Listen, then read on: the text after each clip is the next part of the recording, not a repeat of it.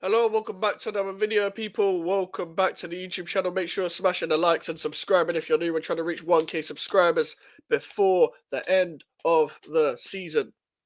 Now, Liverpool versus West Ham United. I'm recording this on a Thursday afternoon. You'll see this on a Friday. We're dropping a bunch of videos, so hopefully you're entertained because I'm not going to be streaming on Thursday and Friday. I thought drop a few videos. Yeah, there's stuff to talk about with this, but there's also stuff to talk about with a link that I did not want to be linked with. But I'm gonna give my opinion and give you two sides of the coin. Now, West Ham United are linked with Aaron Ramsdale, reported by Gary Jacob.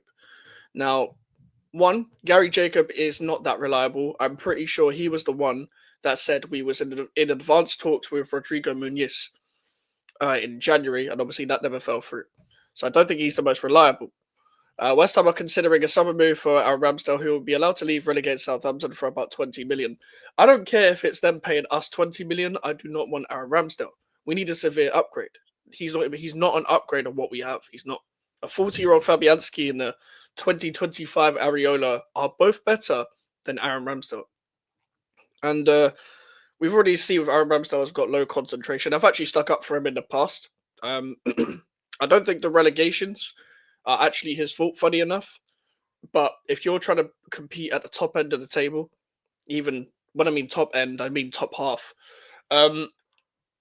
Top half trying to get into Europe, I don't think he's even the right level for that. I think he's a lower half mid table sort of goalkeeper, if I'm being 100% honest.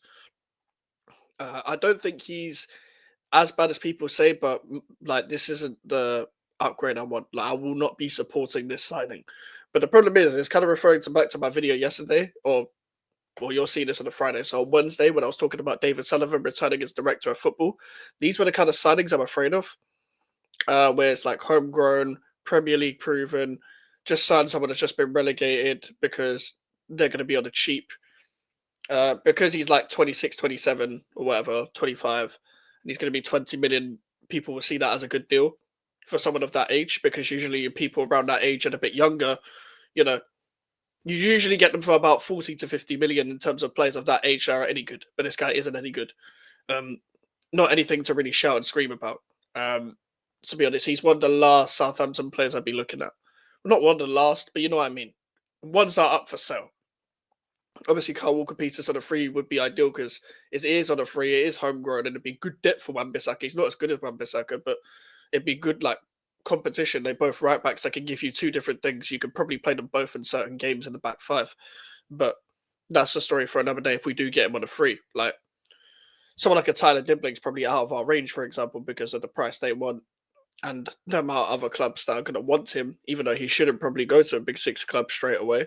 He's very talented. There's going to be so many clubs after him that we're nowhere near. We're nowhere near the pecking order when it comes to players like him either. Um, like I would take. I know he's not contracted to Southampton, but I think a midfielder we need is someone like a Leslie Ugochukwu, someone with power, strength, and also technique. I want someone with power and technique. He has both. So if we could do something with Chelsea for that, I would take Leslie Ugochukwu any day. And the reason why I kind of had to get that out of the way is because I don't really want to be discussing transfers, but at the same time, I don't think it's as reliable as people say because obviously people just look at any sort of source and will be like, okay, well, that's true. I'm going to start getting angry about it. I even quote tweeted it saying, Mum's life, I'm not supporting. I'm not supporting him. I'm sorry, I'm not supporting the signing if he does join. He seems like a nice guy and everything, but I don't have the patience anymore especially when it's a Premier League proven signing that I know isn't that good. I'm not going to support. I don't care. I don't care. He's not that good. Um, but that's just me, though. That's just me. Liverpool, the Liverpool game. Now, this game's pointless. It's not worth watching. So just come and watch my watch along instead. At 1:45 on a Sunday. I would have loved to be the guy to give them the title, but it kind of doesn't matter now with Arsenal in the Champions League doing what they're doing against Real Madrid, so can't even get any get back from that. I want to see a good performance. I want to see a result. I want to see a win. Um, we haven't won at Liverpool since 2015. They're as much as they're struggling and showing cracks, and they've gone out all the other competitions as well. They're kind of sleepwalking themselves to the league after losing against Fulham the other day.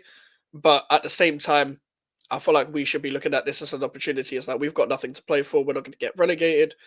We're the underdogs. We need to take that mentality in and try and play our stuff. Try and play a bit of football, but obviously don't be exposed at the back at the same time. I think we're trying to keep a balance. I would like to see Fulkirk start this match as he was a physical presence and a presence up front in the Bournemouth game. If he's not up to fully fit, then just play for. I know people don't want to hear it, but I would rather Ferguson up front and Bowen on the right than just shoehorning Jared Bowen on the right. I'm sorry, I would. It's not even because I like Ferguson, it's because I like Jared Bowen being in his right position. So if Fulkirk's not fully fit and ready to play 90 minutes, just play Fulkirk there, just play Ferguson there. And God forbid even play like I don't like Danny Ings either in terms of like I wouldn't I don't approve of him, but just play a striker, please.